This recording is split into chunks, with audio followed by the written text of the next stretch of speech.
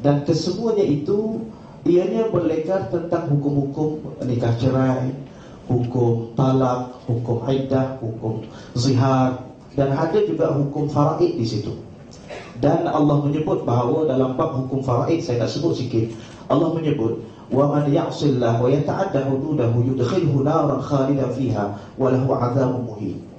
Barang siapa yang melakukan dosa kepada Allah dan juga melanggar hudud-hudud Allah, iaitu ketetapan Allah di dalam hukum faraid itu, maka baginya balasan neraka yang kekal abadi dan baginya azab yang pedih. Kalau kita lihat di sini, itu disebut oleh Allah tentang hudud dalam bab faraid. Tetapi kita pada hari ini, berapa ramai di kalangan kita, apabila tiba sahaja bab pembahagian harta pusaka, kita akan bagi ikut kerelaan hati kita. Kita akan bagi sama banyak, kita akan bagi ikut kita suka. Kalau orang tanya kita, kenapa tak ikut faraid?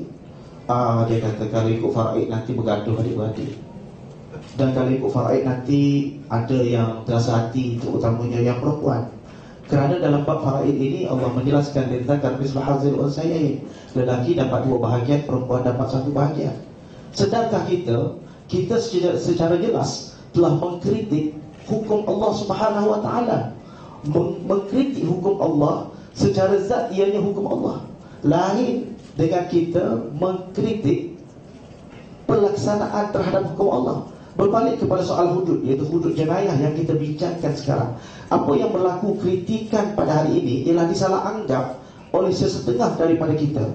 Apabila seseorang pemimpin, tak kiralah pemimpin daripada mana, mengkritik tentang cara pelaksanaan. Contohnya dia kata, apabila dibuat kepada orang Islam sahaja, maka orang Islam sahajalah yang kena hukum. Dan kita tahu apa yang disebut oleh Datuk TMB tadi, bahawa kita melaksanakan hudud bukan matlamat kita untuk menghukum.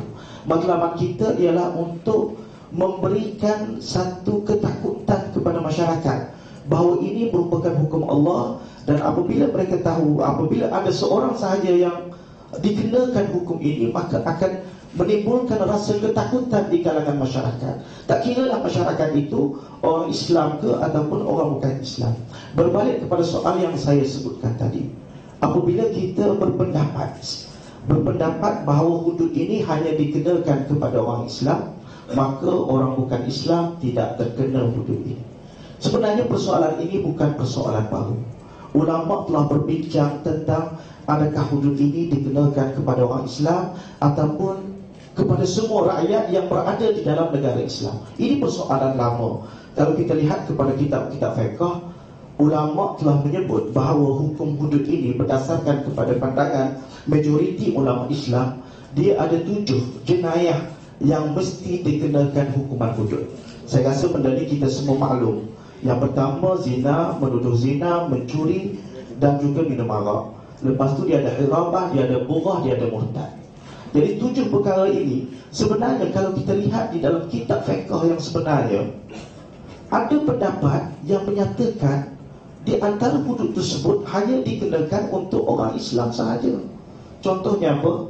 Seperti minum arak. 4 mazhab, kalau kita buka mana-mana kitab mazhab, minum arak memang tidak ada khilaf di kalangan para ulama, iaitu mesti dikenakan kepada orang Islam sahaja. Dan hukumannya pun khilaf di kalangan para ulama. Majoriti kata 80 sebat. Mazhab Syafi'i, satu pandangan dalam mazhab Syafi'i kata 40 sebat. Itu tak apalah, kita boleh kaji kemudian. Sebab itu apabila kita dah ada kereta sebenarnya, sebab kita bercakap sekarang ni ialah bercakap untuk kita nak beli kereta. Adakah kita boleh beli dengan cara pakai ansuran, pakai perbankan Islam ataupun pakai konvensional? Sekarang ni perjalanan kita, persoalan kita ialah untuk membeli kereta. Selepas beli kereta, kita bincang lagi. Baik, apabila disebut tentang pelaksanaannya kepada golongan bukan Islam, minum arak itu jelas, sebab dalam agama lain minum arak adalah halal di sisi mereka. Ada juga di kalangan di antara jenayah-jenayah hudud itu yang menjadi perselisihan hebat di kalangan para ulama. Contohnya dalam bab zina. Dalam bab zina perselisihan hebat di kalangan ulama, sehingga kan jumhur, pandangan mazhab jumhur, dia kata bagi orang bukan Islam, orang bukan Islam dan orang Islam dikenakan. Dan mazhab Maliki hanya untuk orang Islam sahaja. Dan ada juga di antara hudud itu yang dikenakan kepada semua, sama ada orang Islam dan juga orang bukan Islam. Dan orang bukan Islam ini yang dimaksudkan ialah golongan ahli zimmah, ataupun kita pada hari ini kita sebut sebagai non-muslim zimmi, ataupun orang kampung kita sebut kafir zimmi, iaitu golongan yang bukan Islam yang taat setia kepada pemerintah negara Islam. Seperti apa? Seperti mencuri. Dan kalau kita lihat kepada kitab-kitab fiqh, seorang ulama yang terkenal, Ustaz, nama dia Muhammad At-Tahir Ibn Ashur, merupakan ulama yang amat terkenal dalam bab maqasid asy-syariah. Dia telah menyebut di dalam kitab dia, di dalam tafsir At-Tahrir wa Tanwir, dia kata qad ajma'a ulama'ul ummah ala anna dhimmi yuhad fi as-sariqah, bahawa ahli zimmah itu mesti dikenakan hukum hudud dalam bab mencuri. Dan saya sebenarnya ada banyak lagi saya nak bercerita, nak berkongsi dengan tuan-tuan sekalian, bahawa kita pada hari ini disajikan tentang bahawa apabila disebut hudud, kita selalu mengkiaskan hudud dengan sembahyang, hudud dengan puasa, hudud dengan ibadat-ibadat khusus lain yang dikhususkan oleh Allah Subhanahu wa taala sebagai fardu ain kepada kita. Sedangkan hudud ini diwajibkan kepada pemerintah untuk dilaksanakan ke atas semua rakyat, tidak kira rakyat itu beragama Islam ataupun bukan beragama Islam. Kerana pemerintah Islam bukan hanya untuk rakyat Islam, tetapi juga untuk yang bukan Islam. Itu saja, terima kasih. Okey, terima kasih Dr. Musyadat. Langsung ke Dr. Datuk Lee. Terima kasih saudara pengurusi majlis. Salam sejahtera dan selamat petang. Sebentar. Gangguan Proton Private hitam BLS 6565, lori kontainer sangkut. Jadi siapa yang parking tak betul-betul kan, saya malas nak buat pengumuman dia lagi. Kalau tidak kena hudud. Okey, silakan. Saya mulakan dengan serangkap pantun. Buat cempedak di luar pagar, ambil galah tolong-tolongkan. Saya budak baru belajar, salah silap tolong tunjukkan. Saya menerima undangan ini disebabkan saya adalah orang Malaysia dan saya tahu saya ini orang kafir. Saya bukan orang Islam. Saya cuma kebetulan dilahirkan di kampung orang Melayu, dikelilingi oleh semua masyarakat Islam. Maka dengan pengetahuan saya yang terhad, walaupun rumah saya sebelah surau, dan saya akan cuba memberi perspektif daripada pandangan orang bukan Islam tentang hukum hudud PAS. Kenapa saya sebut hukum hudud PAS? Kerana saya baca semua buku tentang hukum hudud yang dikenalkan oleh Kerajaan Kelantan dan juga pada satu ketika Kerajaan Terengganu. Sebab tu saya kata buat kesimpulan itu sebagai hukum hudud PAS. Jadi saya, kalau semua soalan tentang kereta, saya akan mulakan dengan kereta. Dr. Asri cakap betul, kita nak beli kereta dan sebagainya. Timbalan Menteri Besar kata, kita belum sebut nak beli kereta, kita mahu nak beli kereta. Halangan atau rintangan kekangan kita apa? Tak ada jalan, sungai. Nak pakai kereta apa? Inilah senario yang saya nak tegangkan di Malaysia. Kita ada situasi yang berlainan seperti yang dikatakan oleh Dr. Asri. Kita adalah satu masyarakat majmuk. Kita ada orang Islam, orang bukan Islam. Dan sejarah pembentukan negara Malaysia, kalau kita lihat sebelum kemerdekaan, Pan Malayan Islamic Party, PAS masa itu, beria juga nak kenalkan hudud. Tetapi pada masa itu Tunku Abdul Rahman tolak. Kenapa? Kerana masa itu semua kaum utama di Malaysia ini, kita memperjuangkan kemerdekaan, kita telah mengadakan satu social contract, akhirnya termaktub sebagai perlembagaan Malaysia. Jadi jangan kita lupakan daratan, jangan kita lupakan asas pembentukan negara masa itu melayar. Selepas itu berdasarkan kepada Suruhanjaya Reid, kemudian Suruhanjaya Kobok, pembentukan Malaysia ini mencakupi negeri-negeri termasuk Sarawak dan Sabah. Jadi apabila kita sebut perkara ini, kita kena lihat masyarakat majmuk di Malaysia, termasuk dari segi demografi kita, macam mana kita nak melaksanakan sesuatu. Jadi saya kena betulkan orientasi kita supaya kita ini tak dilihat sebagai anti-Islam. Saya orang pertama yang mendukung perlembagaan Malaysia, dan agama Islam itu agama yang suci, agama rasmi negara kita.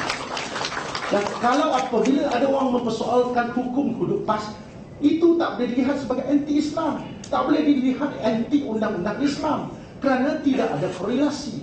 Dan kita tetap mempertahankan perlembagaan negara yang mana agama Islam kesucian itu tak boleh tercemar. Itu saya pandangan atau pendirian MC yang sangat jelas sejak kemerdekaan. Dan keduanya, saya nak masuk sedikit tentang apa yang kita bincangkan hari ini, hukum hudud. Dia telah diperkenalkan tahun 1993, dan kita lihat dua visi ini ada fasa yang berlainan. Ada yang kurang sikit, ada yang lebih, ada yang tak masuk tentang qazaf, ada yang masuk tentang qazaf. Saya pun tak tahu. Kadang saya baca, saya buat perbandingan, saya tak tahulah ini dari satu parti yang sama atau parti yang lain, tapi kebetulan daripada parti PAS. Itu pertama. Kedua, perspektif orang Islam, bukan Islam.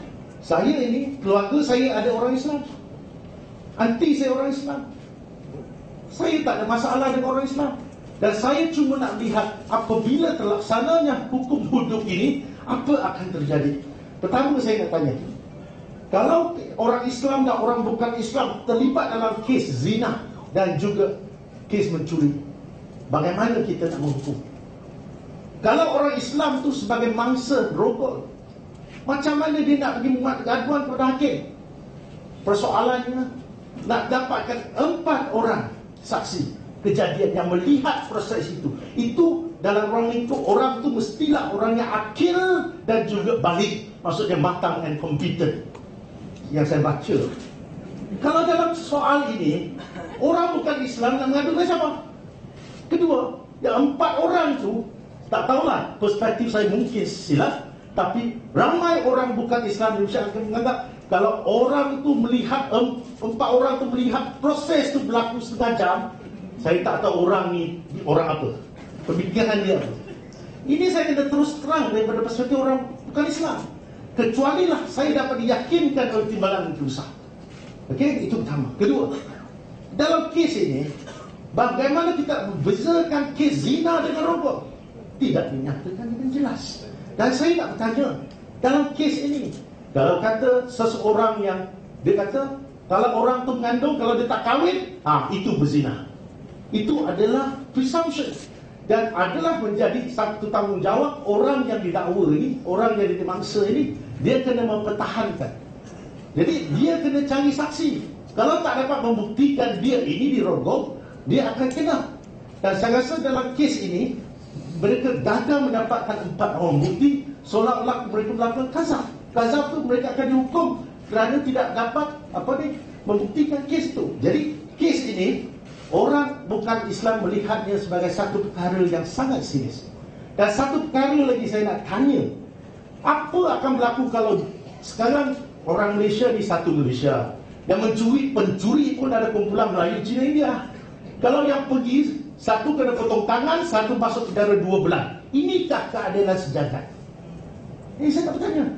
Dan satu lagi yang saya tak faham, saya rasa ganja sedikit, ialah kenapa dalam enactment yang ada pada Kelantan ini 56(2), dia sebut apa? Bagi orang bukan Islam, dia pun boleh memilih hukum hudud kalau dia mau. Kalau kes macam ini, saya bagi contoh arak. Orang Islam saya tahu halal, haram, memang haram. Tapi orang bukan Islam, dia lain. Tapi saya nak tanya, kalau ikut enactment dia kata kalau curi arak tak salah. Jadi kalau saya pencuri bukan Islam, apa yang saya akan buat? Saya akan pilih hukum hudud masa saya tak kenal. Pertama. Dan saya nak tanya, asas perundangan yang ada pada hari ini, kita berdasarkan apa? Kalau kita ada penal code tu dalam bidang kuasa persekutuan. Saya nak tanya, dalam kes ini, macam mana kita nak buktikan satu kes? Kita ada Evidence Act di Parlimen, kita ada DNA Act. Dan kalaulah kes zina tadi, cuma 4 saksi, eyewitnesses, mestilah orang Islam lelaki. Saya nak tanya, bukankah itu menafikan hak secara mutlak orang bukan Islam menjadi saksi? Kalau saya happen to be there, saya memang di sana melihat seorang dirogo, Saya tak sempat nak menelpon. Saya tahu perkara itu. Saya rasa terpanggil nak jadi saksi. Saya tak boleh. Saya dinafikan hak. Dan sudah tentunya 1/3 daripada rakyat Malaysia yang bukan Islam telah dinafikan hak sebagai saksi. Adakah ini adil? Kedua, wanita tak boleh. Separuh daripada penduduk kita di Malaysia adalah wanita. Jadi bayangkan, apakah ini akan memberi kesan yang lebih baik pada negara kita, ataupun sistem perundangan kita ini tak cukup mengikut Islam? Saya rasa sistem perundangan yang ada pada hari ini, dia telah mengambil kira nilai-nilai Islam juga. Pemahaman saya tentang hudud adalah satu had. Had adalah satu julat daripada minima sampai maksima. Melihat keadaan. Macam Dr. Asri cakap, ada keadaan yang tak boleh, kita tak boleh buat. Jadi sekurang-kurangnya kita mengikut budi bicara apabila telah diadili dalam mahkamah. Saya rasa proses yang ada sekarang ini adalah proses yang agak baik, boleh dipertingkatkan, tetapi saya tak setuju dengan hukum hudud PAS yang akan dibawa, kerana semata-mata apa yang saya itu sebagai pembuka lah, sebagai mukadimah saja. Terima kasih. Okey, terima kasih. Oleh kerana Datuk Wi budak baru belajar dan telah melontarkan soalan-soalan ingin belajar, saya rasa kita langsung pergi kepada Timbalan Menteri Besar Datuk YB untuk memberikan sedikit ajaran kepada soalan-soalan yang ditimbulkan. Terima kasih ahli panel sekalian. Banyak isu yang ditimbulkan oleh Yang Berhormat Datuk Kassim dan memang menariklah. Kita pun merasa tarik dengan soalan-soalan. Cuma saya rasa masa yang ada ini tidak cukup untuk menjelaskan perkara-perkara yang dibangkitkan itu. Cuma saya melihat ada beberapa perkara yang boleh saya sentuh. Ialah tentang, pertama ialah tentang kekeliruan yang ada. Pertama ialah menganggap hududnya adalah sebagai hudud PAS. Itu pada pandangan kita satu kekeliruan yang besar. Sebab undang-undang hududnya adalah undang-undang yang dirujuk kepada Al-Quran dan Sunnah Rasulullah SAW. Cuma dalam menentukan 7 ataupun 6 itu adalah pandangan ulama. Tetapi hukuman itu sendiri ada di dalam Al-Quran dan ada dalam Sunnah. Kalau UMNO yang buat pun dia akan merujuk kepada Al-Quran dan Sunnah juga. Kita tak boleh nak kata ini undang-undang hudud UMNO, undang hudud PAS, itu sama saja. Itu asas yang pertama. Yang kedua ialah tentang masalah keadilan. Dalam Islam, konsep adil ini ada konsepnya tersendiri. Adil bukan bermakna kita meletakkan sesuatu sama saja ataupun memberi bahagian itu dengan sama. Adil dalam perspektif Islam seperti mana dihuraikan oleh para ulama ialah wad'u syai' fi mawdi'ih, meletakkan sesuatu pada tempatnya. Itu dikatakan keadilan. Anak lelaki kita beri baju Melayu, anak perempuan baju kurung. Kita tidak beri pakaian yang sama kepada anak lelaki dan anak perempuan. Kita tidak boleh suruh anak lelaki anak perempuan pakai baju kurung dua-dua ataupun baju Melayu dua-dua. Itu tidak adil namanya. Jadi itu asas nombor satu. Dan dalam konteks ini bagi orang Islam, dalam contoh kes mencuri, kalau seorang Islam mencuri, bukan Islam mencuri, bukan Islam tidak akan dikenakan potong tangan. Yang Islam dikenakan potong tangan. Itu adalah adil kerana orang Islam ini telah memilih agamanya sendiri. Bila dia memilih Islam, dia memilih seluruh ajaran Islam itu, termasuklah undang-undang jenayah. Jadi kalau dia mencuri, disabit salah, dia dipotong tangan, itu adalah adil kerana itu adalah pilihannya. Itu pilihan dia. Sebagai seorang bila dia masuk tentera, dia bukan masuk tentera hanya untuk pakai uniform jadi askar. Dia bersetuju untuk menerima seluruh peraturan sebagai seorang tentera, whatever it is. Itu asal dia duduk situ. Apa saja, dia suka, dia tak suka, orang lihat daripada luar apa tak boleh. Sebab itu pilihan dia. Jadi orang masuk Islam pun dia masuk Islam dengan pilihan dia. He has to accept everything. Itu asas nombor satu. Orang bukan Islam, memanglah dia tak kenal sebab dia bukan Islam.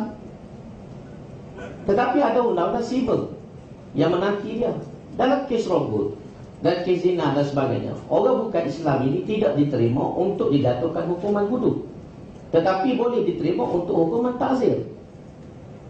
Itu ada beza dulu. Kita ingat bila tak boleh jatuhkan hukuman hudud, dia terlepas semua Tidak, bukan macam tu. Dalam kes rokok sebagai contoh, seorang perempuan dirogol memang sukar untuk dia bawa 4 orang saksi.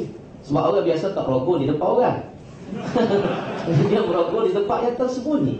Tetapi bila seorang perempuan ini beriput kepada polis, maka dia membuktikan bahawa dia dirogol. Dan pihak kerajaan boleh membantunya, polis boleh siasat. Orang dirogol ni, di segi psikologinya dia ada trauma. Doktor boleh mengesahkan trauma yang dihadapi oleh masalah itu. Ada physical injuries pada dia. Ada penetration, kesan penetration. Ada semen di dalam vagina dia. Ini semua boleh dibuktikan oleh doktor. Dan kita boleh tentukan semen siapa itu. Ya adalah vagina. Daripada situlah boleh kita tangkap perokok tersebut. Tetapi kalau tak ada 4 orang saksi, perokok ini tidak boleh dikenakan hukuman hidup. Tetapi tidak bermakna dia dilepaskan. Itu saja beza dia. Bukan kata rapist can escape. No. Itu saja. Seorang perempuan yang mengandung tanpa suami, kalau dia kata dia tidak berzina, dia mesti membuktikan bahawa tidak berzina. Kalau you tidak ada pasangan, macam mana you boleh mengandung? Kecuali Siti Maryam saja. Jadi you kena proof you are not, you do not commit adultery atau fornication. Jadi ya, ni doktor boleh cek. Ada berlaku zaman Sayyidina Umar, tak silap saya, seorang perempuan tidak ada suami, dia mengandung. Bila mengandung, orang menuduhnya berzina. Dihadapkan ke mahkamah dan dia mengata dia tidak berzina. Dia dirogol sewaktu dia tidur, kerana dia tidur mati. Dia tidur mati. Bila tidur mati, Umar tak percaya. Umar nak jatuhkan hukuman. Saya ingat, kalau silap Dr. Asri mungkin boleh betulkan. Sayyidina Ali ada pada waktu itu bagi tahu, laisa laka 'alaiha sabilun. Sayyidina Ali kata sama, kamu tidak boleh menghukum wanita ini walaupun dia mengandung dalam keadaan tiada suami. Mesti dibuktikan. Dan ditanya kepada keluarga dia, ditanya kepada jiran dia. Memang perempuan ini tidur mati sungguh. Orang semua datang dengan wacana hudud pun dia tak datang. Jadi tidur mati. Jadi bila dibuktikan bahawa wanita ini memang tidur mati, maka Umar membebaskan dia walaupun dia mengandung yang tidak ada bapa. Tidak dikenakan hukuman hudud. Jadi benda itu very clear. Cuma dalam enactment itu kita tidak sebut one by one. Iaitu terserah kepada mahkamah untuk melaksanakan. Sebab hakim-hakim yang akan menjalankan kes ini, mereka ini sudah tahu benda ini. Saya yang bukan betara hakim pun saya faham benda itu. Tidak akan kita jalankan dengan mudah saja. Cuma kita tidak detailkan di dalam enactment. Sebab enactment ni macam orang biasa, bukan detail. Kalau detail itu jadi thesis. Ada footnotes, ada reference. Tapi undang-undang dia macam tu saja. Terserah kepada kebijaksanaan dan kepakaran hakim untuk menghuraikan perkara tersebut. Itu antara benda-benda yang pernah Dia Dato' Asri ada nak bicara sikit berkaitan dengan soalan-soalan Dato' Wee. Terima kasih Musi. Pertama, kita balik pada asas tadi, kita Muslim.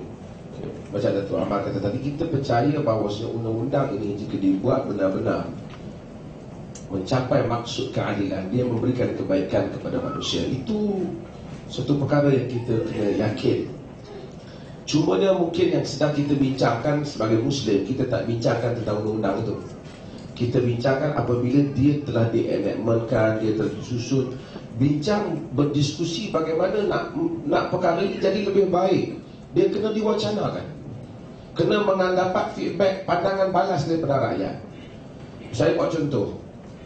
Bagus apa yang tadi Datuk Ahmad telah terangkan. Cuma saya nak sebut contoh. Apabila kita mengkritik amalan haji, kita tak pertikaikan, tapi kita boleh mengkritik tabung haji. Ya, dia ada tak.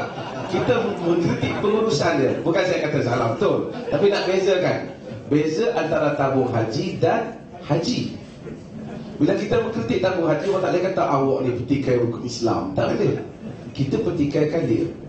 Kita tidak pertikaikan hasrat Kelantan. Saya rasa kita orang Islam kena dokong hasrat Kelantan.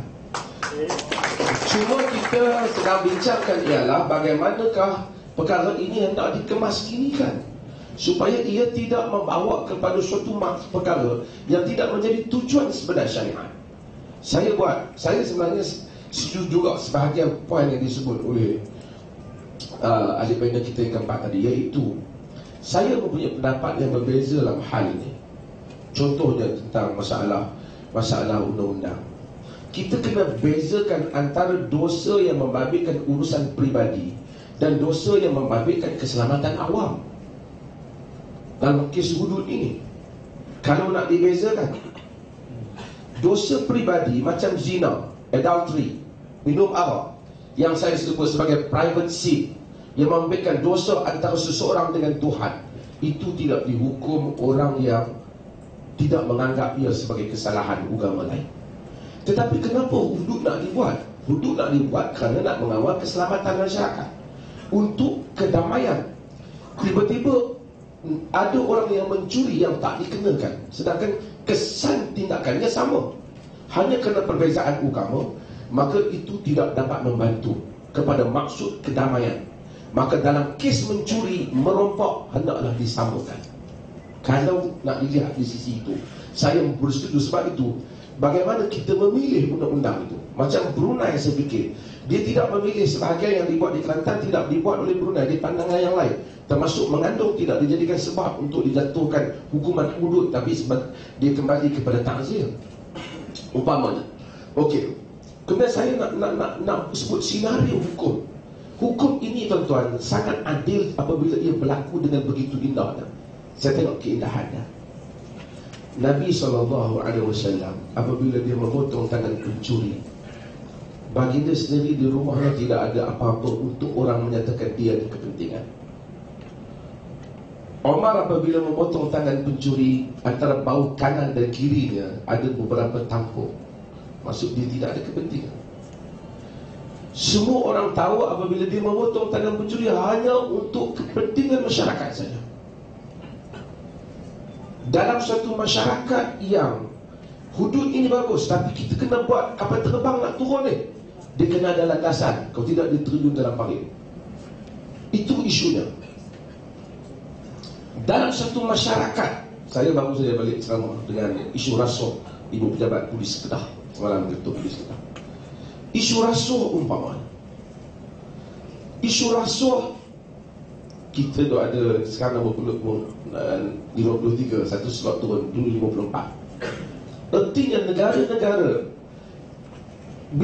bila sebut orang yang nak nasab, termasuk polis lah, mereka mesti clean. Ini hukuman yang sangat bahaya, kerana polis akan terbabit dalam hukuman ni. Mereka adalah pihak yang bersih dalam hal ini. Itu yang berlaku pada zaman Nabi. Ini prasarana yang mesti dibuat. Dan ramai orang menganggap dengan adanya hudud, maka semua masalah jenayah akan selesai. Saya pun nak betulkan juga persepsi ini. Islam tak pernah kata benda. Islam kata Islam yang lengkap itu yang membantu kepada hal ini. Saya tunjuk contoh. Saudi bukan negeri yang paling selamat dalam senarai negara-negara dunia ini. Negara yang paling bebas rasuah umpamanya Denmark, New Zealand, Norway, Sweden, lagi apa? Kemudian termasuk ini negara-negara yang dianggap paling bebas rasuah. Negara yang paling teruk, Somalia, Afghanistan, ada terbabit orang Islam juga. Itu buku cerita sikit. Kita dah ada pada 53. Negara mereka ini tidak buat undang-undang Islam, negara-negara ini, tetapi mereka buat satu perkara, iaitu yang dinamakan dengan keadilan kepada masyarakat. Itu telah menyebabkan manusia menjaga keamanan mereka. Sebab itu, di samping nak buat hudud ni, kita landasan mesti clear. Sebab itu Nabi apabila dia sampai ke Madinah, dia punya slogan bukan hudud. Apa Nabi, ucapan Nabi apabila sampai Madinah, yang diriwayatkan oleh Abu Yusuf Abdullah bin Salam. Nabi apabila sampai Madinah, orang Madinah tunggu dia. Dia punya first speech Nabi, ucapan yang pertama, dia kata ayyuhan nas ifsus salam wa at'imut ta'am wasilul arham wa sallu wa nasu niyam tadkhulu jannata bisalam. Wahai manusia, sebarkanlah salam, yakni berikanlah perdamaian dalam masyarakat, damai. Wa at'imut ta'am, berikanlah orang makan, bukan hukum orang. Maksud berikan kebajikan bagi orang makan. Wasilul arham, dan hubungkan silaturahim. Dan seolah-olah ketika orang sedang tidur, ini isu spiritual, kamu akan masuk syurga dengan sejahtera. Ini dia punya slogan utama apabila dia memerintah. So, saya bersama dengan Kelantan di sudut kehendak, tetapi saya rasa untuk pergi kepada pelaksanaan itu banyak perkara yang nak dibereskan. Saya bimbang kita mempunyai satu pintu yang sangat cantik, berat, pintu istana, kita pasang pada satu rumah buruk, reban rumah. Saya bimbang itu saja. Kita ada gadis yang salihah, kita padankan dengan lelaki yang tak baik. Okey. Dapat saya. Dr. Musaddaq mungkin ada nak tambah, sebab saya dapati ada beberapa poin. Okey, ada beberapa poin yang telah Dr. Musaddaq sebutkan tadi, tetapi Datuk Wi bertanyakan. Okey, terima kasih kepada Dr. Mazli selaku moderator. Saya sebenarnya tertarik dan amat bersetuju dengan apa yang disebut oleh Dr. Asri seperti tadi, bahawa asasnya, konsep asas di dalam pelaksanaan hudud ini ialah keadilan. Maknanya apa? Apabila keadilan itu yang perlu ditegakkan di dalam pelaksanaan hudud, maka kita perlu berjalan seiring dengan maqasid syariah. Maqasid syariah itu terkandung di dalam kita menjaga agama, menjaga nyawa, menjaga akal, menjaga harta dan menjaga keturunan. Tuan-tuan, ketahuilah bahawa dalam bab menjaga maqasid syariah ini, dalam bab akidah yang merupakan bab yang paling tinggi kita sebagai umat Islam ini pun, dalam satu keadaan Allah membenarkan kita untuk menuturkan kata-kata yang boleh membawa kekufuran di dalam keadaan yang terpaksa, yang boleh mengancam nyawa kita, yang disebut oleh Allah di dalam surah An-Nahl ayat 106, man kafara billah min ba'di imanihi illa man ukriha wa qalbuhu mutma'innun bil iman. Sesiapa yang kufur selepas beriman, bagi mereka azab yang pedih, melainkan orang yang dipaksa, seperti yang berlaku kepada Ammar bin Yasir. Itu dalam konteks akidah. Jadi saya di sini saya nak buat satu kias, iaitu qiyasul aula. Kalau di dalam bab akidah pun Allah membenarkan kita menjaga maqasid, maka lebih-lebih lagilah di dalam bab syariat. Konsep asas yang paling penting bagi kita di dalam melaksanakan syariat Allah Subhanahu wa taala ini ialah untuk kita menjaga keadilan. Saya amat setuju apa yang disebut oleh TMB, Datuk TMB sebentar tadi, iaitu dalam bab arak, minum arak, dalam bab zina. Ini merupakan sesuatu yang kita kata benda yang tidak berkait dengan keamanan sejagat, tidak berkait dengan kepentingan pihak ketiga, maka sesuailah ia dihukum oleh pemerintah ke atas orang Islam sahaja. Dan itulah yang disebut pun oleh para fuqaha. Dan sememangnya kita apabila kita nak melaksanakan sesuatu ke atas umat Islam, panduan kita memanglah kepada Quran dan Sunnah. Dan Al-Quran serta Sunnah ini, Al-Quran secara especially dia tidak menjelaskan secara terperinci bagaimana untuk kita melaksanakan. Dan sudah pastinya kita terpaksa melihat kepada pandangan fuqaha. Di sini saya ada buat saya membawa nas yang disebut oleh para ulama sebenarnya. Para ulama seperti siapa nama saya sebutkan tadi, Muhammad Tahir Ibn Ashur, yang terkenal sebagai ulama di dalam bidang maqasid syariah, disebut di sini dia membahagikan hukuman terhadap golongan zimmi ini kepada 4. Antaranya yang khusus untuk orang Islam sahaja seperti minum arak, dan yang ketiga ini dia sebut, dia kata ma yatajawazuhum ila ghairihim minal mafasid kasariqah wal i'tida' 'ala nufus.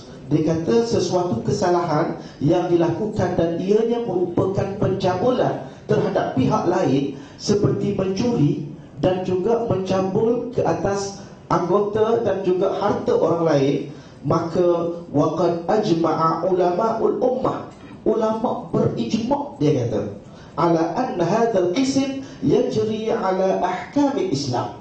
Dalam bab ini dia kata orang bukan Islam pun mesti dikenakan hukum hudud seperti mana yang dilakukan ke atas orang bukan Islam. Kita di dalam bab Islam ini, kita sebenarnya, minta maaf saya sebut, sebab saya bercakap atas dasar ilmu, kita tak boleh nak pakai kepala kita sahaja.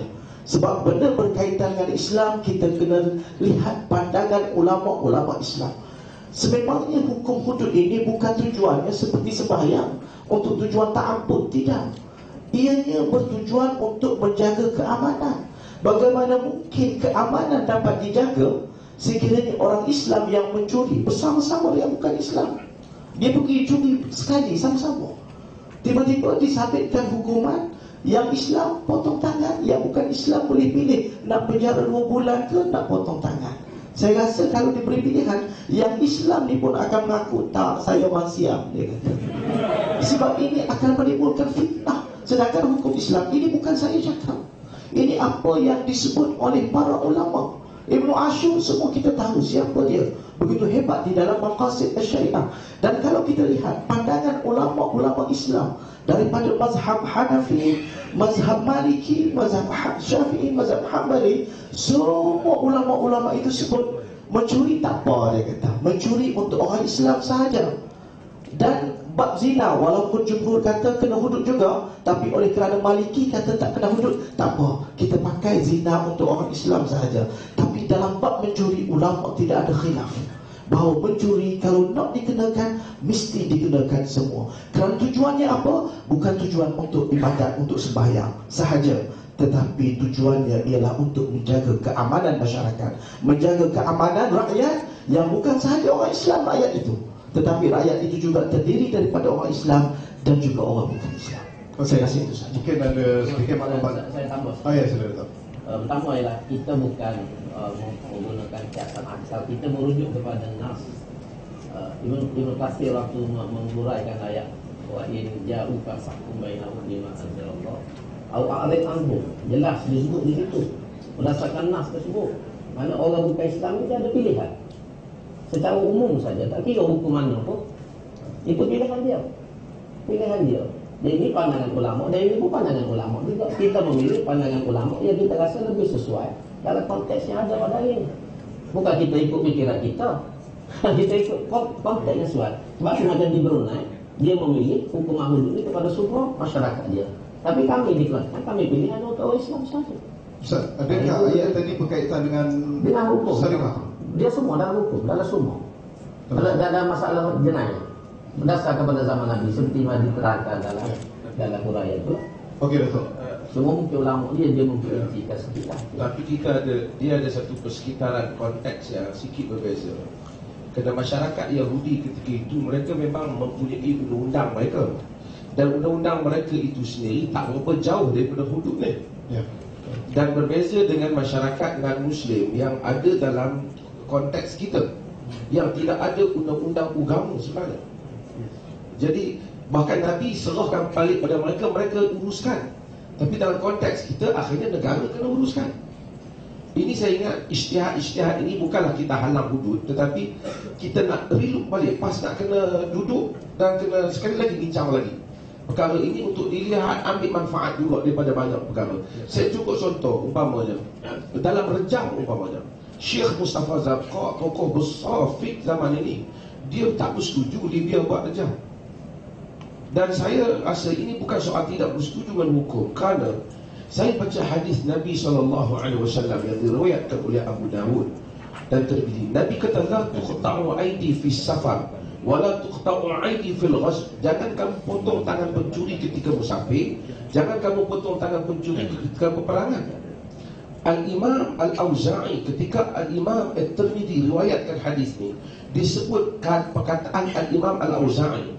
Al-Auza'i kata, sebab Nabi tak mau nanti bila buat undang-undang itu dalam satu keadaan yang tidak kondusif, akan menyebabkan orang lari pada Islam.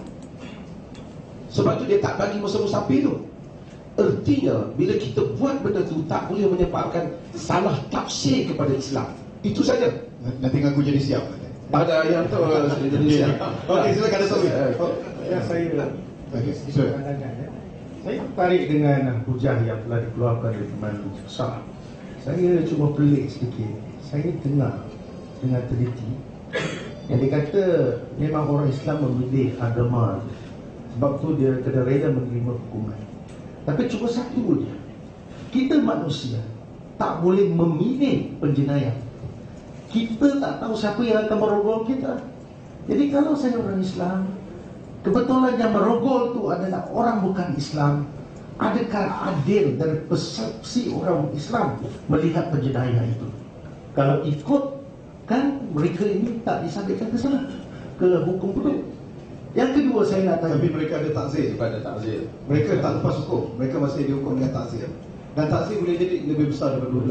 tapi dalam kes ini, Timbalan Menteri Besar kata tak kena kepada orang bukan Islam.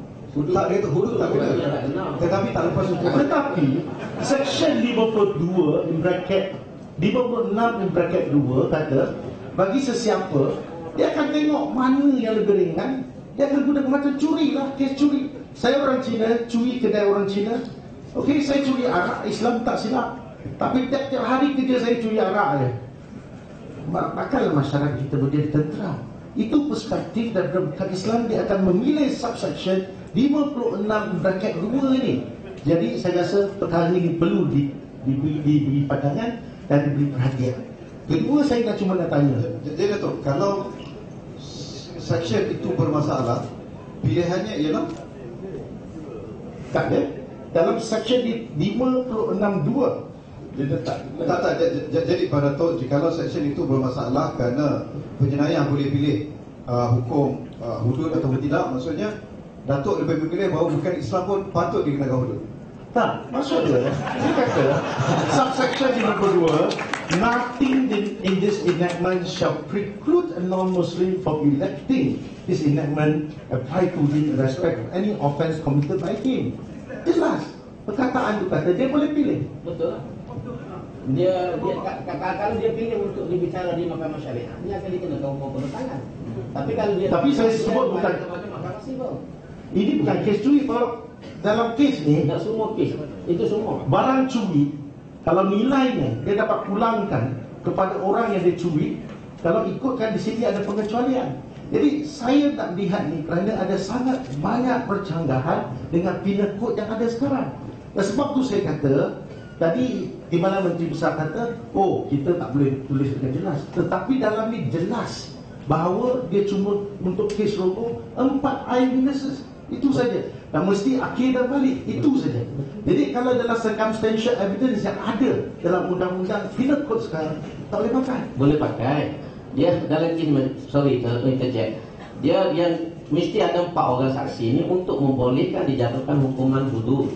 Kalau tak ada saksi, ada bukti circumstantial evidence, bodily injury, for example penetration, doktor bagi tahu, kita kenakan hukuman ta'zir. Bukan kata pemperokok itu lepas. Tapi section itu tak tulis. Jadi Ada. Datuk Timbalan Ada dalam tu ada.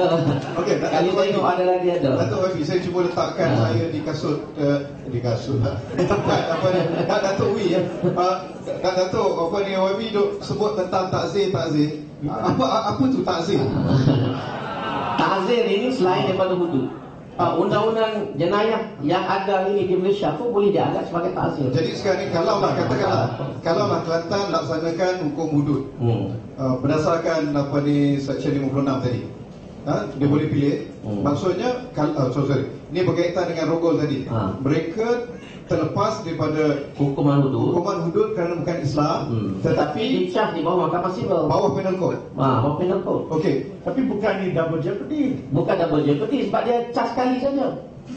Double jeopardy ni you can cas 2 kali. Kalau yang pertama dia tak terlepas, dia terlepas barulah Dia bukan terlepas, dia tidak akan didakwa di bawah mahkamah syariah. Okey, jadi because it's non-Muslim. Okey, jadi Datuk Wi, adakah Datuk Wi merasakan bahawa itu tidak adil? Saya tak nampak, saya dah baca 4 hari. Saya tak tahulah. 3-4 hari kita baca dia setiap perkataan. Saya cuma nak fahamkan. Saya tanya kawan-kawan Melayu saya, tolong bagi penerangan kepada saya. Kawan Melayu UMNO ke kawan Melayu PAS?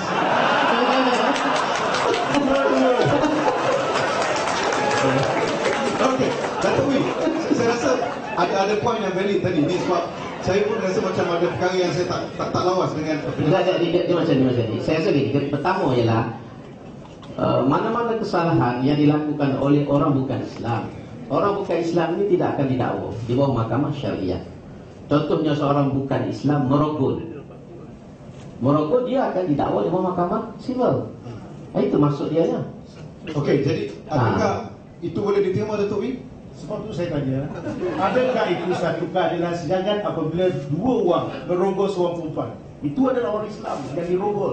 Yang seorang lelaki ni kafir, seorang tu orang Islam. Di seorang tu kena hukuman teruk di bawah hukum, dan seorang tu terlepas. Jadi terlepas. sepatutnya yang kafir itu pun kena juga. Tak, saya juga Okey, silakan Datuk. Poin dia sekarang ialah dia tahu bahawa dia tidak terlepas, tapi seorang berat, seorang ringan. Itu maksud dia, saya Itu faham. maksud seorang ringan. Sebab ini juga satu persoalan kepada keadilan yang mesti dijawab. Adakah apabila Ah Chong ringan, tiba-tiba Ahmad berat? Jadi sedangkan merogol gadis yang sama, kata berogol ramai-ramai kan. So di manakah wajah keadilan itu? Di sudut situ saya sendiri, saya rasa saya berbeza dengan pandangan Enactment Kelantan. Saya setuju Brunei. Bagaimana Brunei? Maksudnya kita kena samakan. Semua sekali. Jadi mereka pun kena hudud juga. Ya. Saya katakan Lepas kepada masa Islam tak kena. Okey. Masa pancing budi dia kata memang tak kena. Okey, Datuk Wee. Jadi okey, Datuk Wee. Sekarang ni Datuk Wee tak setuju jikalau bukan Islam dikecualikan daripada hudud. Kita perlu ada satu set undang-undang saja. Jadi saya melihat sistem perundangan yang ada sekarang telah merangkumi aspek-aspek macam syariah court terhadap mereka yang minum, ditangkap halwat. Itu tak apalah pulang tindakan itu diambil. Saya tak akan terasa apa-apa kerana ini berlaku pada orang Islam dan ianya sepatutnya mengikut jurisdiksi yang ada. Tetapi bagi orang bukan Islam, kita melihat sistem perundangan yang ada sekarang, saya tak boleh kata dia sempurna 100%, tapi sudah melalui satu proses lebih hampir 60 tahun. Itu satu sistem yang mengambil kira. Saya ingat nilai-nilai Islam pun juga telah dimasukkan tentang had, julat had, maksimum minimum. Adakah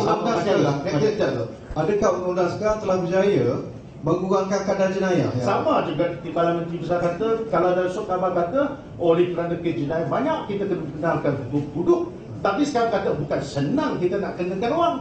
Jadi bercanggahlah pandangan sebegini. Yang dipandang macam ni. Pada pandangan saya, isu yang dibangkitkan oleh Yang Berhormat Dr. Wikasio ini boleh kita atasi.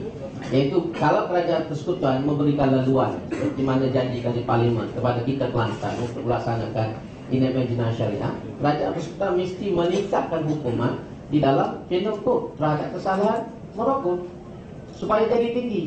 Itu cara kita untuk mengimbangi benda itu. Kita bukan lagi bagi penjara sebab dalam undang-undang Islam kena sebab. Jadi sepatutnya dalam undang-undang sivil ini pun selepas ini mesti ditingkatkan supaya isu yang dibangkitkan itu tidak timbul. Berapa tahun yang lalu penal code telah dipindah dan dikenakan hukum masa itu yang berubah. Saifuddin masih ahli parlimen. Masa itu kita buat pindaan untuk mengenakan hukuman lebih berat terhadap kes-kes rogol. Itu telah kita buat pindaan. Dan saya ingat juga disokong oleh ahli parlimen PAS. Adakah telah berjaya mengurangkan jenayah rogol? Sama juga. Kalau dia kata bukan Jawab soalan saya. Adakah telah kalau ikut KPI, indeks jenayah telah berkurangan. Tetapi apa yang kita lihat, ada banyak ruang lagi untuk kita mengatasi. Bukan kata kita buat secara mutlak. Kerana manusia kita ada 1% yang memang kepala tak betul. Dia nak curi, dia nak rompak. Kita tak boleh kata 100% rakyat Malaysia ni tak akan curi bila kita nampak hudud. Tak mungkin. Saya ingat ada beberapa perkara yang sebenarnya kita boleh rongkaikan dengan tidak begitu khusus sebenarnya. Kalau sekiranya adanya perbezaan di dalam masalah undang-undang yang dikemukakan itu, masalah yang tadi yang saya sebut private scene tentang zina, minum arak, saya rasa non-Muslim tak akan komplain kalau orang Islam dia kena. Ya, apa masalahnya? Selama ni pun memang orang Islam dia kena. Cuma jenis saja. Nak dulunya mungkin sebat membawa rotan, sekarang nak sebat satu rotan yang membabitkan orang Muslim. Tapi yang timbul persoalan yang ditimbulkan tadi ialah apabila membabitkan juga keselamatan awam non-Muslim. Saya punya pandangan, kita mendukung hasrat Kelantan. Saya selalu juga pergi ke Kelantan. Cuma saya rasa yang timbul sekarang ialah bagaimanakah supaya tanggapan yang salah ini ataupun negatif ini, sama ada kalau tak kata salah pun, dapat diatasi. Terutama apabila kita perkara yang membabitkan keselamatan awam ni, masalah rompak, masalah tadi kalau rogol, masalah jenayah terhadap pihak lain, yang ini mesti diseragamkan. Kalau tak dinamakan hudud, undang-undang ni dah ada di Malaysia ni. Cuma apakah hukuman saja dan bagaimana prosedur hukuman itu nak dijalankan. Okey. Tadi Datuk Wee ada timbulkan bahawa Kelantan sebelum Pilihan Raya ada timbul mengatakan hudud bukan Islam, tak kena. Mungkin saya cuba tarik daripada situ untuk Datuk Timbalan Tim Besar. Kalau kita perhatikan dalam manifesto PAS sebahagian pada PR kan, sama ada di peringkat negeri ataupun di peringkat persekutuan, hudud tidak dinyatakan dalam manifesto, baik peringkat persekutuan ataupun peringkat negeri. Tapi mengapa Kelantan timbulkan hudud sekarang? Bukan kita yang timbulkan. Kita bukan sekarang. Kita luluskan perjalanan syariah ni tahun 93 ni, sebelum adanya Pakatan Rakyat. Tapi PAS akan bawa orang undang-undang persendirian di parlimen. Itu bila Datuk Seri Jamil Khail buat kenyataan dalam parlimen sewaktu menggulung bahawa kerajaan persekutuan bersedia untuk memberi laluan kepada mana-mana negeri termasuklah Kelantan untuk dibawa ke parlimen. Maka hasil daripada itulah kita mengambil tindakan untuk prepare draft bill itu. Datuk Seri Jamil Khail UMNO atau PAS? Tak, soalan saya balik, saya akan pergi. It's a leading question. Saya pun kena tanya Datuk Bikasi mana? Tak, saya akan pergi. Okey, nanti. Tak. Beliau UMNO. Betul. UMNO sebahagian daripada BN. Datuk Wee, isunya sekarang yang bawa hudud ialah, dan yang sokong hudud ialah menteri daripada UMNO BN. Adakah Datuk bersetuju dengan beliau? Saya tak bersetuju. Tak setuju dengan UMNO? Saya rasa tidak jadi masalah. Tak kira siapa yang bawa, sama ada PAS bawa ke, disokong oleh ahli parlimen UMNO ke, kita kena tetap pada prinsip kita. Macam mana perjuangan kita mencapai kemerdekaan, asas kita berlandaskan pada perlembagaan. Itu yang kita nak pertahankan. Kalau jadi UMNO dalam kes mendukung, ini, Jamil tidak mewakili BN. Dia ahli UMNO. Dalam kes ini, dia bukan satu pendirian yang dipersetujui oleh PN. Dan saya boleh nampak sekarang lebih daripada separuh daripada parti komponen, ketua parti komponen tak setuju sebab kemajmukan keanggotaan ahli dalam BN ini. Jikalaulah UMNO menyokong usul rang undang-undang persendirian PAS itu untuk mengundangkan laluan hudud di Kelantan, UMNO menyokong PAS, adakah MCA akan bersama UMNO lagi dalam barisan nasional? Saya rasa kalau berlaku perkara itu, sudah sampailah masanya kita kena membincangkan kedudukan kita bersama dengan rakan-rakan diskusi. Kerana dalam kes ini kita kena lihat apa yang dikatakan kepada kita boleh bincang. Banyak masalah teknikal tak selesai. Itu dianggap sebagai nak kahwin terus akad nikah. Tidak. Dia kata bincang saja, belum beli kereta lagi. Kes ini kita kena tengok. Saya tak boleh buat satu ketetapan bahawa UMNO telah buat satu keputusan macam ni, BN telah sokong secara total dan dibangkang oleh MCA. Dalam kes macam ni kita dah tak ada satu frekuensi yang sama. Takkanlah kita dalam satu platform yang sama. Okey, Datuk Timbalan Tim Besar, jikalau UMNO setuju nak sokong usul yang dibawa Masuk BN dan PR takkan sokong komponen, adakah PAS akan masuk BN bersama UMNO? PAS akan masuk. PAS takkan bersama UMNO. Kalau macam tu, saya cuma nak kata, saya teringat lagi Datuk Seri Hadi Awang cakap apa semasa dia jadi Menteri Besar. Itu tak silap saya 10 April 2002. Dia kata kita kena laksanakan hukum hudud kerana kita menang pilihan raya, bukan kerana kita bagi duit. Kerana kita, kalau kita tidak laksanakan hudud ini, kita akan kalah dalam pilihan raya dan ditakdirkan kalah. 28 sebab tu 2004. Ya, itu yang berlaku. Jadi pencaturan politik lebih daripada, bagi saya lah, untuk demi kepentingan agama. Saya itu tafsiran saya dan kes ini. Okey, jadi memang MCA takkan menyokong apa-apa tindakan untuk hudud. MCA, MIC dengan UMNO ketika itu kita mencapai kemerdekaan. Apa susunan yang telah kita capai? Kita menghormati agama Islam, teruskan. Sistem perundangan yang ada, kita pertahankan. Perlembagaan itu kita pertahankan. Dan itu asas kita. Okey, Dr. Asri.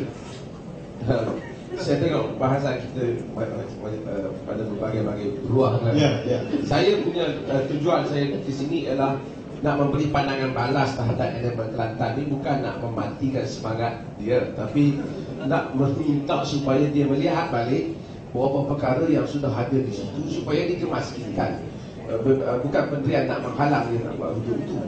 Kerana saya sebut, kalau siapa-siapa yang baca buku Esposito Who Speaks for Islam, dia cerita dalam dunia ni berdasarkan undian yang dia buat, majoriti orang Islam orang Islam yang educated nakkan kepada Islam, termasuk undian yang dibuat di Nigeria. Tetapi apabila hudud yang pertama dilaksanakan di Nigeria, dipotong tangan pencuri basikal ke apa, yang pertama, terus sokongan kepada Islam ditarik oleh majoriti orang Islam sendiri, kerana dia lihat yang bawah kena. Takut yang curi kayu kena, yang curi kayu balak tak kena. Sebab itu saya kata, hendaklah undang-undang yang disamaratakan sehingga ke peringkat tidak ada, kita tak boleh ada dua mahkamah, tak boleh ada satu mahkamah khas. Sama saja antara sultan, raja dan rakyat biasa. Terus terang saya sebut, apabila sampai ke peringkat itu, undang-undang itu akan adil. Undang-undang itu akan adil. Dan suatu masyarakat yang terbentuk, dia banyak landasan nak begini. Sebab itu, tangan yang pertama dalam riwayat Al-Hakim dalam Mustadrak, tangan yang pertama yang dipotong di dalam Islam, Nabi SAW duka cita. Dalam riwayat hadis dia kata, faka'anna asfa ala wajhi Rasulullah SAW ar-ramad. Seakan-akan muka Nabi sangat sedih. Kemudian orang tanya, ya Rasulullah, ka'annaka karihta hada. Wahai Rasulullah, takkan Rasulullah tak suka orang kena potong tangan? Nabi kata, malila akrah, antum a'wanu syaitan ala akhikum. Mengapa aku tak benci? Kamu penolong syaitan kepada saudara kamu. Nabi kata, bila kes sampai ke mahkamah, dia laksanakan. Mengapa kamu tak maafkan? Wal falyafu wal yasfahu. Nabi kata, maafkan. Maafkan. Ini dia punya spirit undang-undang tu. Sebab itu bila sebelum Nabi nak suruh potong tangan, Nabi hidupkan banyak benda, termasuk hukum zina.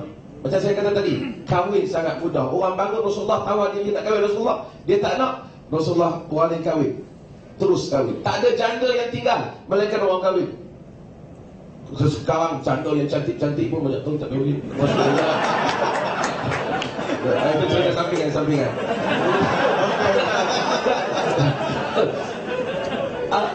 Kepada undang, hatta makan, jiran tak boleh biarkan jiran kelaparan. Kita dalam negara ini, saya minta maaf, saya pun ada baca dia agama Islam. Kita ada lebih pada 1 bilion zakat ni. Tapi orang Islam masih lagi kan, nas zakat hudud penting, tapi nak cerita nas zakat lebih banyak daripada nas hudud. Berpuluh-puluh ayat dalam Quran tentang zakat. Kalau kita kemaskinikan zakat ni dulu, sehingga apabila satu orang itu mencuri, dia tidak boleh memberi apa-apa alasan kenapa dia mencuri. Pada suatu masyarakat yang begitu indah, tolong-menolong jiran tetangga, lapar ada pihak yang bantu, nak kahwin ada pihak yang mudahkan. Umar bin Abdul Aziz seru, siapa yang nak kahwin tak ada duit, mari ambil di Baitul Mal. Ini nak makan tak ada duit, beberapa hari isi borang tak dapat-dapat. Suatu masyarakat yang demikian rupa, ada orang mencuri, ada orang pergi minum arak, ada orang pergi berzina. Dia memang mencemarkan satu keharmonian. Dia patut dia hududkan. Itu dia punya semangat hudud. Tapi suatu sungai yang kotor, orang buang sampah, dia nak rasa apa? Kalau Kalau kita pergi ke New Zealand, mungkin ke Australia, kita tengok sungai dia, kita rasa tak gamak buang sampah. Dia dah bersihkan. Tapi kalau kita pergi Sungai Kelang, kita kata aku tak buang, bawa dia buang juga. Itu dia punya semangat dia. Sebab itu saya rasa bukan lawan hudud ni kita tak tikai, tapi kita nak, sebab saya kata, sehingga suasana itu kondusif, maka kita laksanakan. Okey, sekarang ni kalau saya nak tanya dia tak boleh, ni dah sampai 4.30. Kita buka kepada okey, nak tambah silakan. Saya bersetuju dengan pandangan Datuk Asri ini. Kita kena wujudkan suasana yang bagus untuk masyarakat. Tetapi kita meletakkan hukum, macam saya sebut daripada asal tadi, kita kena ada dulu hukuman tu ada. Imam Ghazali dalam kitabnya dia kata, ibu bapa dia kena beli rotan, sangkut atas pintu supaya anak merasa takut untuk buat salah. Beli rotan tu, bila ada rotan dulu di rumah. Bila kita nak pukul, itu perkara yang kedua. Sekarang ni rotan tak ada lagi. Itulah hujah saya pada asas. Datuk, enactment yang telah diluluskan tu tak cukup jadi rotan? Itu tak cukup sebab tak ada kuasa untuk dilaksanakan, sehingga diluluskan oleh Parlimen. Sebab itu kita bawa undang-undang ni. Itu isu dia. Sebab itu kita sekarang letak dulu biar kita luluskan. Tapi kerana halangan kelembagaan, kita tidak boleh bergerak ke depan. Ada kereta tak ada lesen. Sekarang ni lesen nak cari. Itu asal nombor satu. Yang kedua ialah memang kita berusaha biar dulu undang-undang, dan masa sama kita berusaha membetulkan masyarakat, menyusun balik, mengatur balik. Itu memang kita akui benda itu. Tapi kalau kita nak tunggu suasana di mana semua orang senang, semua orang apa, baru kita nak jalan, saya rasa itu orang dia kata utopia yang kita tidak akan jumpa. Zaman Saidina Umar sendiri pernah berlaku orang mencuri. Bila ditangkap, dia mencuri harta tuan dia. Bila ditangkap, dia beritahu kami mencuri tak cukup makan kerana bayar gaji murah. Tuan bayar gaji murah, tak ada gaji minimal 900. Jadi kami tak cukup makan, tak ada pilihan, curi harta tuan. Lalu Umar tidak potong tangan pencuri, dipotong dengan hukuman takzir. Dan Umar beritahu kepada tuan dia, kamu kena naikkan gaji pekerja-pekerja kamu. Kalau kamu tak naikkan gaji, mereka mencuri, aku akan potong tangan kamu. Tapi Datuk, itu asas utopia Datuk katakan itu telah berjaya dibuktikan di negara-negara bukan Islam walaupun tak laksana hudud. Dia negara bukan Islam, dia segi mungkin keselamatan apa, tapi crime rate, rogo, apa semua berlaku. Saudi walaupun ada perubahan apa-apa, tapi crime rate dia rendah. Saya boleh cabar itu tak, saya rasa kenyataan itu terlampau umum dan boleh dicabar dari. Yalah, kita pun cakap umum lah. Kau ni ada yang kita buat tadi. Betul, kita berdasarkan apa yang kita baca. Dia ada indeks, crime rate index itu ternyata di negara barat. Kalau kita tengok rokok meningkat, buang anak meningkat, walaupun negara barat yang mana tu? Kita baca keseluruhan, saya tidak go spesifik lah. Berdasarkan saya baca umum. Sebab kalau ikut crime rate index, yang paling rendah sekali ialah Malta, South Korea, Isle of Man, Japan, Georgia, Bahrain, UAE, Singapore, Taiwan, Qatar. Betul, mungkin di barat crime rate tinggi, tetapi negara-negara ini tidak ada hudud juga. Jepun tak ada hudud. Betul, tapi kena tengok aspek lain juga. Saya rasa bukan boleh macam tu. Jadi tidak utopia benda tu boleh dicapai. Dan utopia tadi yang saya sebut dalam kes orang mencuri tadi. Okey. Jadi semua orang senang makan boleh mencuri. Okey, jadi saya rasa tak adil kalau saya seorang duk bertanya kepada mereka dan kita ada beberapa waktu yang terluang. Kita bukakan untuk 3 soalan sahaja. Okey, soalan yang pertama saya kena fikir sikit. Okey, silakan yang pertama, yang kedua. Tak ada orang saya. Okey, yang kedua di sana. Yang ketiga di belakang, Wanji. Okey, yang pertama baju kelangu, yang kedua baju biru muda, dan ketiga Wanji tu bukan baju apa tu? Kita pakai baju. Pakai baju. Okey, silakan tuan. Okey, assalamualaikum. Tak, bukan anda. Yang di belakang baju kelambu tu. Ya, minta maaf. Saya nampak dia dulu angkat tangan saya. Assalamualaikum dan selamat sejahtera. Seorang satu soalan, short and sweet, dan perkenalkan diri. Saya Abdul Hamid, penganggur Salam Melayu. Nama saya nak betulkan punca segala kekeliruan mengenai hudud ni.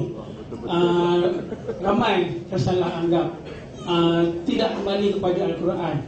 Quran kata sebenarnya tidak ada hukum hudud. Dalam Islam tidak ada hukum hudud. Yang ada hanyalah hudud hukuman. Mungkin minta Datuk Asri boleh buat penjelasan pencerahan sebenarnya. Yang ada hudud hukuman, ya? tarikh hudud. Hudud itu adalah had, julan atau limit. Okey, tak apa. Itu akan dijawab oleh translator. Okey, Soalan jadi- kedua yang berbaju putih. Kita nak limit kan? Okey. Dalam Quran tak ada hudud, dia ada hudud hukum. Okey, silakan. Assalamualaikum warahmatullahi wabarakatuh. Nama saya Abdul Hanan. Ya. Sebagaimana yang kita tahu sekarang, Malaysia telah mempunyai dua sistem kehakiman, iaitu mahkamah syariah dan mahkamah sivil. Ya. Dan untuk melaksanakan undang-undang syariah di Kelantan, salah satu sebab yang tidak boleh dilaksanakan adalah kalau kita tengok sini Akta Mahkamah Syariah 1965, hukumannya cuma 356 saja sebagaimana Ya, saya maklum. ya. Jadi kenapa tidak kita sekarang cuba untuk melaksanakan membetulkan dari segi hukuman itu di Mahkamah Syariah saja. Tak perlu nak pergi bincang masa sivil semua ni. Mahkamah Syariah ni diperkembangkan, diperluaskan, hukuman-hukumannya lebih ketat lagi. Okey, soalan tu kepada Pada siapa boleh insya-Allah. jangan kan kena spesifik. Ya. YB TMB. Okey. Bukan pada Tok Wi. Okey. Bismillahirrahmanirrahim. Assalamualaikum warahmatullahi. Ana ada 2-3 persoalan. Satu ya. Berikutnya doktor. Tak boleh belanja malam ni. Okey, tak. Soalannya dalam bila kita sebut hudud, dia mesti ada syarat yang perlu ditunaikan kan. Dr. Mazhar pun selalu sebut benda tu kan. Tapi soalan di Kelantan, kenapa dia pentingkan tentang pelaksanaan hudud sedangkan syarat untuk melaksanakan hudud itu tidak ditunaikan lagi. Contoh kalau kita tengok dalam sejarah, tahun 90 antara manifesto PAS adalah Hizbah. Tapi sekarang Kelantan tak ada Hizbah. Tapi 93 timbul hudud. Padahal Hizbah itu merupakan syarat utama untuk pelaksanaan hudud. Jadi itu satu persoalan. Yang kedua, pengurusan cara Islam macam pengurusan balak cara Islam. Betul-betul persoalan. Saya kadang-kadang confused dengan Kelantan. Apakah credibility Kelantan dalam mengurus tentang balak cara Islam? Ataupun kita melihat banyak tindakan-tindakan lakukan oleh kerajaan Kelantan lebih kepada bias dalam buat keputusan.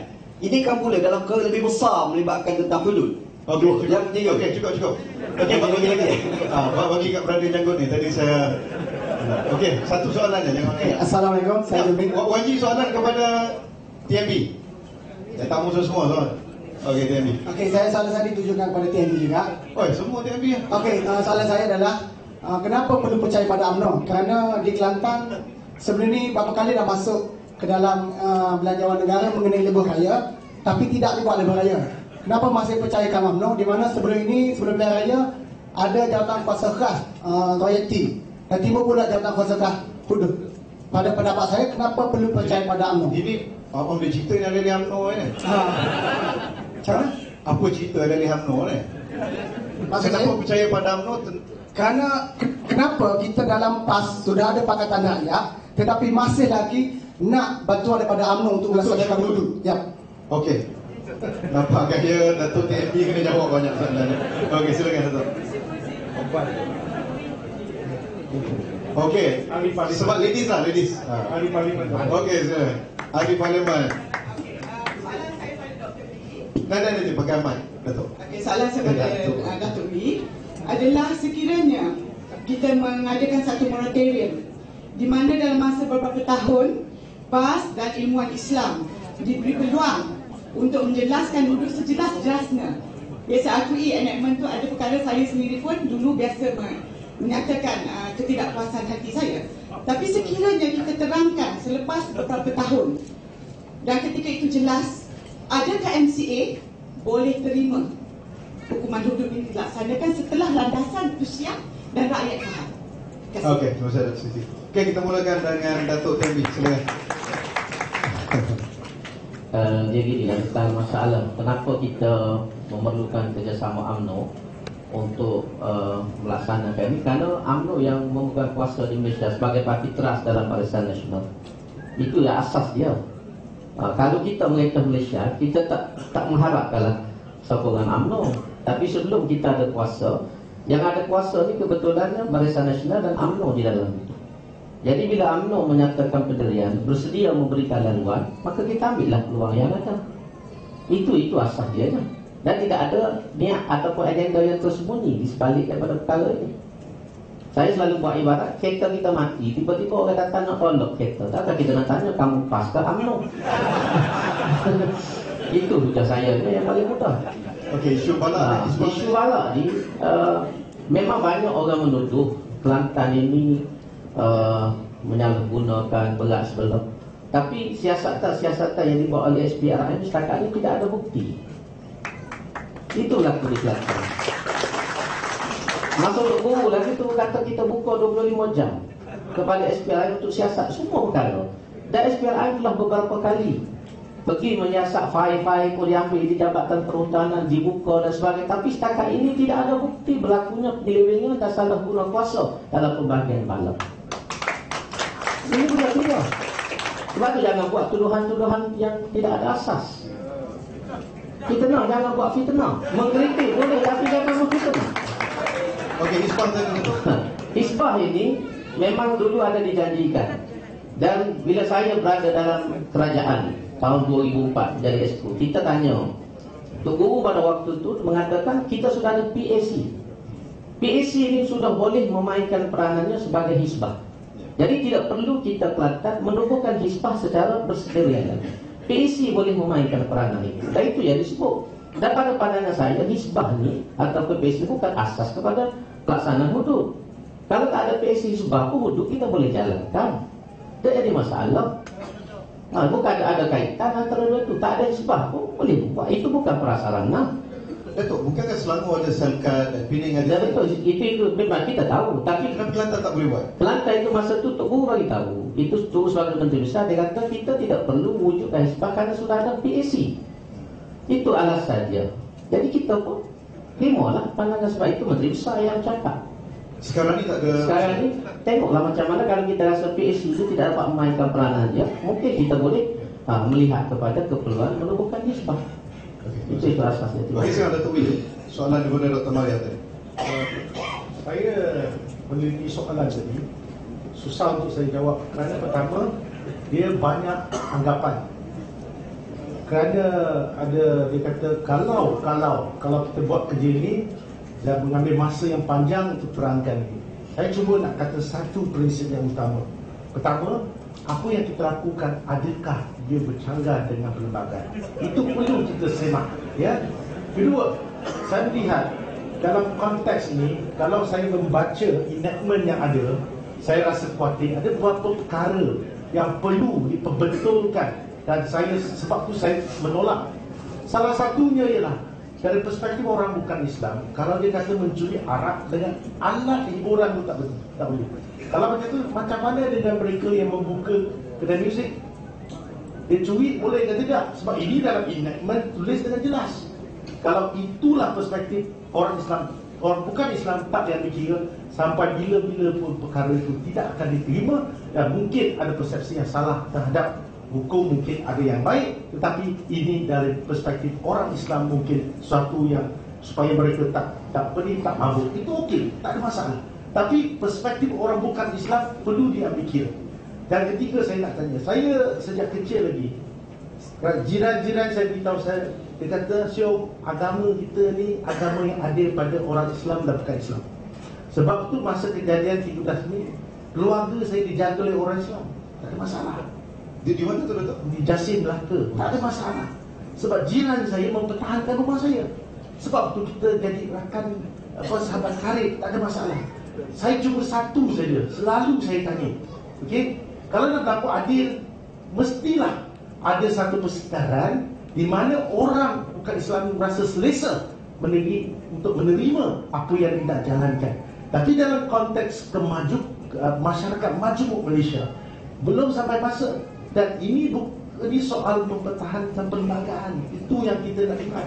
Kedua, perlembagaan berlandaskan kepada asas apa sosial kontrak yang telah kita bincang, dan saya rasa kita nak memperkukuhkan dari aspek Islam Syariah law tidak ada masalah.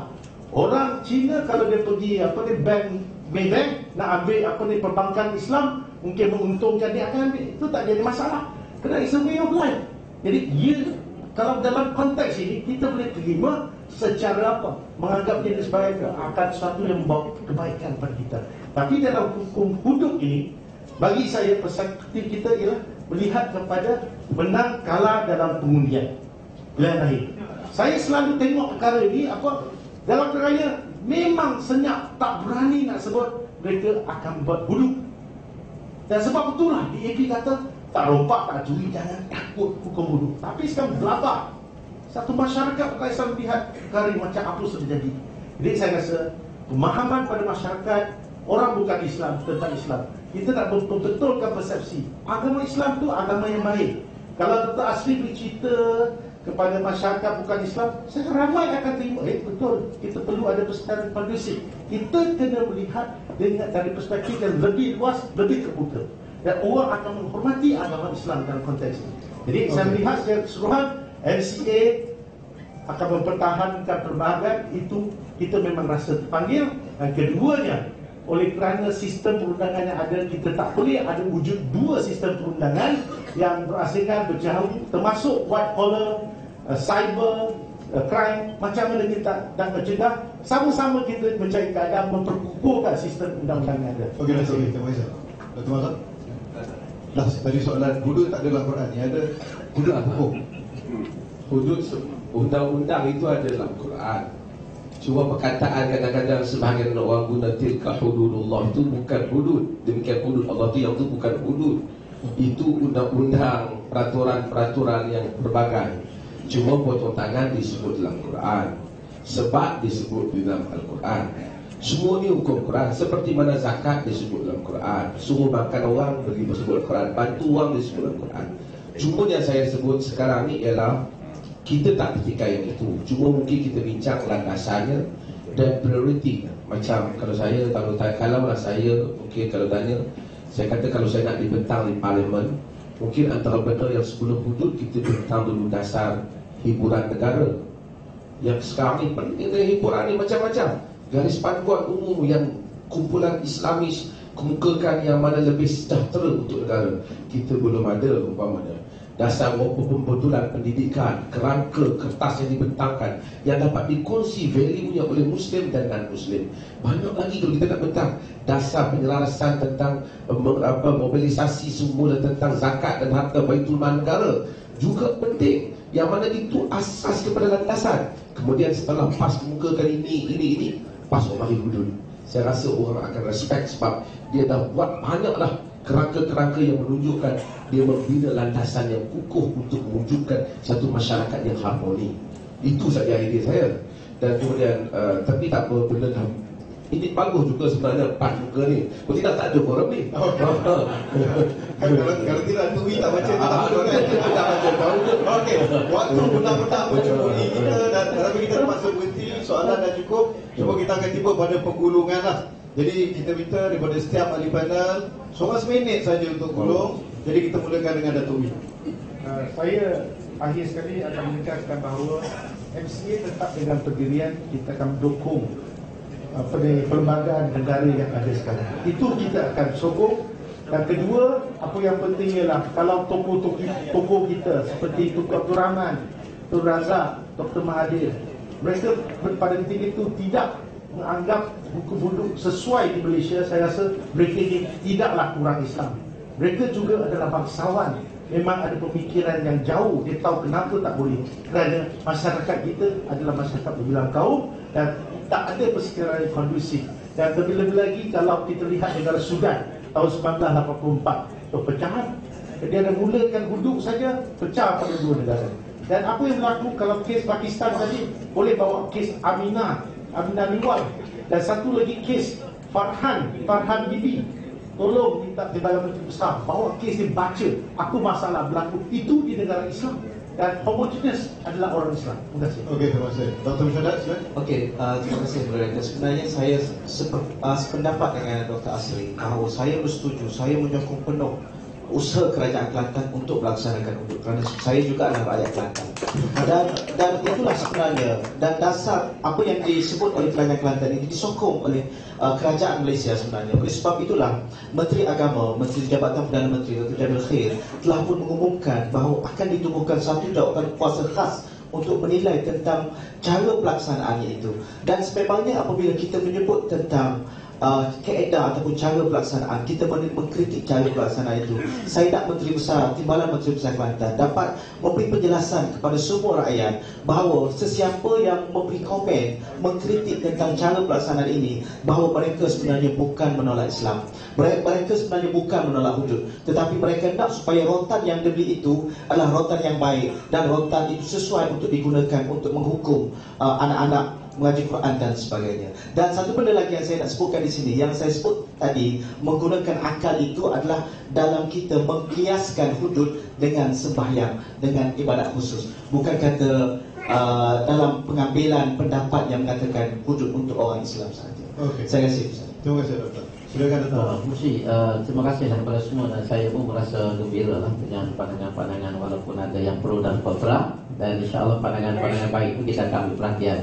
Dan untuk makluman tuan-tuan dan puan, kita di Kelantan pun semenjak kita luluskan tahun 93, kita membuat semakkan balik kepada enactment tersebut, dan memang ada peruntukan-peruntukan yang boleh mengelirukan, seperti mana disebut oleh Dr. Wikasio, menghasil daripada feedback daripada masyarakat, dan kita dalam proses untuk mengemaskan balik peruntukan-peruntukan itu yang tidak berapa jelas. Kita akan perjelaskan supaya lebih nyata kepada masyarakat, dan aspek-aspek yang yang dirasakan tidak mantap, kita akan mantapkan dalam enactment tersebut, sebab kita ambil feedback daripada semua dan sebahagian daripada apa yang ada limit.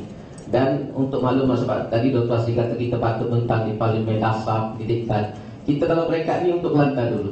Dan di Kelantan kita sudah ada dasar pendidikan, kita ada psikologi, kita di Kelantan ada enactment hiburan, di Kelantan mengawal hiburan-hiburan supaya tidak melanggar syariat. Kita sudah ada dasar keluarga mawaddah, kita ada dasar belia di Kelantan ini, dan ada banyak perkara yang merupakan usaha-usaha pengukuhan di Kelantan ini dalam usaha untuk melahirkan suasana yang apa disebut sebagai kondusif tadi. Cuma oleh kerana kemampuan kita terhad di segi keuangan media masa, mungkinlah tidak pencapaiannya tidak memenuh lagi. Jadi untuk mengukuhkan lagi dasar ini, kita rasa hudud sepatutnya datang, sebab untuk memenuhkan, kalau kita kata jigsaw puzzle itu, ada aspek yang kita kena masukkan lagi untuk mengukuhkan keseluruhan perancangan kita di Kelantan di bawah konsep dasar membangun Islam. Terima kasih Datuk Sri. Terima kasih. Tadi saya dah buat pernyataan tentang di Kelantan. Kita menyokong pada dasarnya, cuma kita nak dilihat, dikemas kini dan lihat konsep keadilan yang lebih luas dan masa yang sesuai untuk ia dibuat, bukan dengan keadaan yang tergesa-gesa yang akhirnya akan menghentikan tujuan itu sendiri. Cuma yang saya nak pada saya tengok ramai juga rakan-rakan bukan Muslim di depan ni. Saya ingin sebut satu perkara, yang dikatakan negara Islam itu bukan negara hudud. Saya takut salah faham. Hudud ini salah satu mekanisme undang-undang yang terlalu kerdil di sebuah negara Islam yang mementingkan soal keadilan, soal social justice, soal kebajikan, soal memberikan hak, soal penghormatan antara satu sama lain. Saya bimbanglah non-Muslim bila dengar sebut negara Islam terus terbayang hudud. Ini tidak benar. Sebenarnya negara Islam patut seperti mana yang berlaku di negara-negara yang bebas rasuah, negara-negara yang bebas jenayah. Dan kemudian itu hudud hanya pelengkap untuk mengatasi daripada suasana yang indah tadi dicemari. Jika tidak, saya bimbang nanti tergambar Islam, tergambar antara darah dan nyawa. Itu saya rasa pandangan yang akan memberikan satu pandangan negatif, persepsi negatif dari Islam. Negara Islam adalah negara yang penuh dengan kebaikan dan dipenuhi dengan social justice dan hak. Hudud adalah satu perbincangan terpencil untuk mereka yang melanggar keindahan yang telah dibentuk. Terima kasih. Okey, terima kasih panelis sekalian dan terima kasih sahabat pengajar dan rakaman tangan oleh tuan-tuan dan puan-puan kerana tidak emosional dalam tajuk yang mengundang emosional. Terima kasih. Terima kasih Sinaria. Assalamualaikum warahmatullahi wabarakatuh. Terima kasih Yang Berbahagia Dr. Mazli di atas kehebatan beliau mengendalikan wacana yang cukup tenang dan tenteram. Tapi macam statement Dr. Yang Berhormat Ahli Parlimen Keluang tadi, nampak lepas ni Dr. Asri akan memberi ceramah kepada kelompok MCA untuk penjelasan yang lebih jelas. Jadi kita rakamkan gambar kenangan macam biasa bersama dengan moderator dan juga Tuan Haji Nasir jemput Datuk Jalil jemput sekali.